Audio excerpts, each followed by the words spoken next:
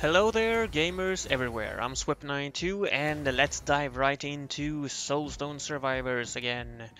A new update, a new major update I should specify, has been released, adding new weapons, new achievements, and also a new skill tree. Or rather, new skill trees, I should say. These are skill trees for every class or character actually. They haven't released for every character just yet, but the first, was it 6? Oh, it's 7. Never mind. 7 characters. And with this new skill tree also came a few more runes, as you can see. These skill trees actually unlock a sort of ascended kind of mode for each class. Now, in the next major update, they will be adding the other classes, and with that, new skill trees, new ascended forms, and new runes. Now, some of these, what's most interestingly in these character skill trees is that there are actually some upgrades that apply to every other character as well. So, if you see that one of the skills have like this kind of almost like a star shape around it instead of the hexagonal, it's that word, hexagonal, like 6 corners. Instead it has like double that, it has like a star shape almost.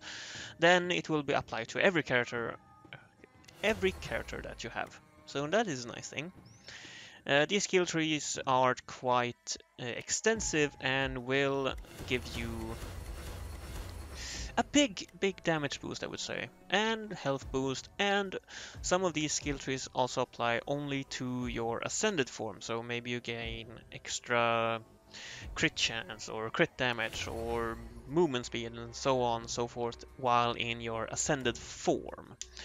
Now, some of these also helps you gain your ascended form a lot easier. You will gain a skill point every time you level up your characters, and I was as over 100 with the Paladin. I still didn't get the full skill tree. So yeah, there's a lot of points to put out, and they each cost, much like the ordinary skill tree, they cost crystals or the shards, the blue shards or the crystals that you gain from bosses. Now these skill trees are very much welcomed, I would say. Now let's get into the ascended forms. Let's start with the Barbarian. The Barbarian is the most simple one. He gains rage, basically. He gains rage. This rage, when he fills up the meter by just killing enemies, he gains damage, armor, and movement speed. And when you have filled up your bar, rage mode will engage, and it will decrease as you go on. And when you are empty of rage, well, you just hit that up again, and it will start over. This one is the most simple one, and I think it works well with the Barbarian as a class. As for gameplay-wise, I mean, it does. You become a lot more stronger, and it can really make the difference between death or killing, I guess. As for balance, yeah, I think it's quite balanced. I mean, the bosses are already quite easy enough to kill, so I'm not worried about that. But yeah, it is a good balance. Let's go over to the next one. We're gonna take the, let's see, Spellblade. Let's do the Spellblade. He's a bit more complicated. He stands in this big purple circle and he gains progress on a meter. Now, no matter where you stop the meter, it will stop there, it won't decrease. So, at least that's good. But, I mean, it starts at 25%, then you can enter a rift, which will activate that power. But at different intervals, 25, 50, 75, and 100% of that meter, you will gain more power. So the more you fill it up, the better, basically.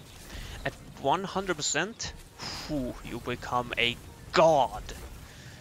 You are incredibly powerful at 100%. You will start shooting things out of your butt, basically. Now, what is a good thing is that if you are unsure of where the meter exactly is, if it's at 98 or 99%, you know, you just hover over it. You can even pause the game and hover over it, and you will see if the meter is at 100%. But yeah, gaining 100% and then wait until the bosses spawn, then enter the rift, that's the way to go. That's the way to go. Then you will annihilate the bosses. Now the problem is it takes a long while to get this meter up. As you can imagine, yeah, standing in a purple zone while meteors are falling, enemies are shooting things at you, bosses are shooting things at you. Now it doesn't gain very fast, so keep that in mind. But it works well, and considering the power you get at 100%, it's worth it. Now, I wouldn't be against it being a little bit faster and a bit weaker in power. I mean, the meter going up a little bit faster, but the power you get at 100% being a little bit weaker. Maybe. I mean, yeah, it could be worth it anyway. Let's take a look at the Pyromancer. The Pyromancer is a little bit different than the other classes because their bar is concentration, basically, and you passively gain this throughout the game, throughout the run. So there's no need to kill anything or anything like that, it just goes up. But it does go down if you take damage. Taking damage reduces your concentration unless the concentration bar is full or you are ascended. Now in your ascended form, well, you became a lot more powerful. This will happen when the bar is full and a portal will spawn. Now you can choose to enter the portal or no, not. So if you enter the portal, you become ascended and you will shoot out Draconic Flame. And that's basically a lot high damage with also melting, and the melting reduces the armor by 3 and also deals damage over time. Now this armor reduction does stack, so this is a very powerful, I would say, ascended form. The DPS is really powerful, and the rate of fire for Draconic Flame is really big. Now, I feel like this character and this ascended form is very well balanced. It's a high damage one, but it also has some taking damage reduces your concentration. So if you can avoid taking damage, this meter will go up quite steadily, and I would say in a moderate amount of time. It doesn't take too long. It's not too short and not too long. So it doesn't go into the OP stages, but it's not underpowered either. Now, saving the portal for when the bosses spawn, that is the, I would say, ideal way of doing things, because then you can use the high damage when you need it, basically. When you need it, step into the portal and blast away. Works wonders with both elites and bosses. I like this one, but well balanced, well done. Moving on to the Houndmaster. The Houndmaster picks up food for his dogs, and each rank of food gives the hounds different bonuses, like running speed, I believe damage. You also heal them at each time you pick up food, you heal them. So yeah, it's decent, and it's very automatic because you don't really think about it. You don't have to think about it because you pick up the food anyway. Your companions won't pick up. They also gain damage, armor power, and critical damage And cost frequency, right. And it's a decent one. I mean, it's pretty much automatically, and there's different rarities of food. You can have purple, blue, and common. So I think it fills up different amounts. So yeah, the epic one, or purple one, seems to fill up it to the top right away. I'm not sure, but at a certain point, it didn't seem to decrease anything. I just picked it, suddenly the food wasn't decreasing, the hunger wasn't decreasing at all. So I'm not sure what was up with that, but okay, it worked. Guess I shouldn't complain too much. Anyway, let's move on to the Paladin. This one is a little bit more difficult, but the damage modifier that you gain for full is pretty good. It's you have gained critical chance, damage modifier, pushback resistance, damage modifier, armor power, cost frequency, movement speed, and area modifier. At least that's what I gained.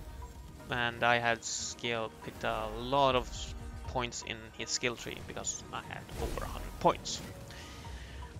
Now, with this, he is much more powerful, but yeah, this one has the same problem as the Spellblade.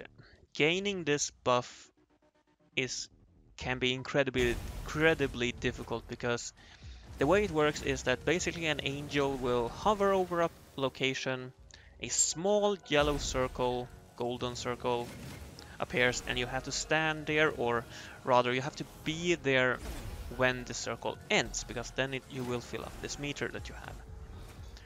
Now, when it's full, the bonuses will activate and the meter will drain. Gaining this one is incredibly difficult. I do recommend trying to dash into it at the last second, or last half second I should say, because you need to time this perfectly for you to actually gain that charge, or whatever you want to call it. If you miss, well, sorry, you missed it. Better luck next time. Now these will come up at regular intervals, so you don't have to kill an enemy or anything, but they can be in some bad places where all the circles are, all the boss attacks, all the meteors and all that. So in high difficulty, good luck. Good luck. That's all I have to say. Good luck. Moving on to the next one, Spellweaver. The Spellweaver is a little bit easier to gain, because this one, much like the Houndmaster, is almost automatically, because you have to pick up mana shards. And when you have picked up 4 mana shards, you gain, well, much like the other classes, more damage, movement speed, and multicast chance. The multicast chance is the important one, because it's 100%. 100% multicast chance basically doubles your DPS. And with the 50% damage modifier, yeah, you're gonna do some damage. You're gonna do some real damage with this one. Now, the negative part, yeah, these mana shards can spawn in some bad places. You can dash into them and pick them up, at least I was able to. I don't know how picky they are about how you must enter the mana crystal, but I was able to pick them up in some really bad places and then just unleash hell when I wanted to. Because what the best part about this one is that you can control when you want the full meter to be full. Because when you have the meter full, it will start automatically. It's not like this Spellblade where you enter a portal. No, this one will start automatically, instantly, as when you have full. You need to pick up. I needed to pick up 4 crystals, but this could be more if depending on how much you have spent in the skill tree of the class. I'm not 100% sure if I did pick up anything that made it fill up faster, but I think I did. So yeah, you might need 5 if you're on the basic, if you haven't picked anything in the skill tree. But 4 or 5 crystals and then you're good to go. Your damage is more than doubled. Have fun, I would say. I say it's well balanced, as opposed to the Paladin and Spellblade. Moving on to the Sentinel. This one was the most interesting one in the fact that, yeah, you actually get a mount. Um, this mount is basically it says Wild Panther. It gives you 500% body mass, which means that if you're running into an enemy you want to stop, you just push that enemy. And you gain 30% damage modifier, cast frequency modifier, movement speed, and dash count. The 100% dash count means that you will gain one additional dash. So if you have 3, you gain 4. And the dash is somewhat longer, I think, in distance when mounted, or it could just be the movement speed.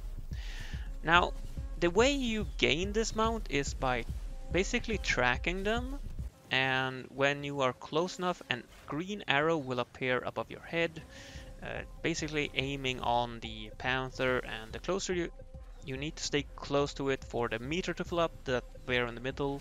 You can see it filling up, and if you happen to become outside of range while you're tracking it, the meter it won't reset instantly. It will dial back quite fast though. So if you're outside of range, get into range fast again. But again, this is one of those. The Panther has a way of running into enemies and running into circles and all that, so keep that in mind, because you won't be alone. You're not alone on the map. There are plenty of bosses running around. I actually died 1 or 2 times because I was so greedy at trying to get the Panther. Now, I mean, it wasn't terrible. I like the Panther actually. Good movement speed. You can basically just strafe and what's that word? Kill the enemy at range without them having a chance to get to you, which is very nice. It's long dashes, good movement speed, and all that. Now the only balance issues is the fact that it takes a while to mount them, and the Panther has a way of running into enemies. I don't know if that. I think it runs randomly, but considering how many circles and cones and all that comes up on the map while killing enemies and bosses and all that, yeah, trying to mount right before the bosses spawn is the way to go, but that's easier said than done. Now, here's a tip about the hunting of the Panther, because they say tracking, but I didn't understand how do I track it. Now, if you look at the symbol in the middle there, the Panther face, the eyes are gray if you're far away from it, but the closer you get to it, the more red they will be. And when they are really red, like orange burning red, that's when you're really close and should be able to see it on the screen. So yeah, keep that in mind if you're looking for it. The redder the eyes are, the better. If they're starting to turn gray, move in another direction. Now you know. I did not know that. I noticed it when checking this footage of the Sentinel. Now you know. I've been Swipper92, have a great life and hope to see you curious. I hope this video has been some use to you. Bye bye!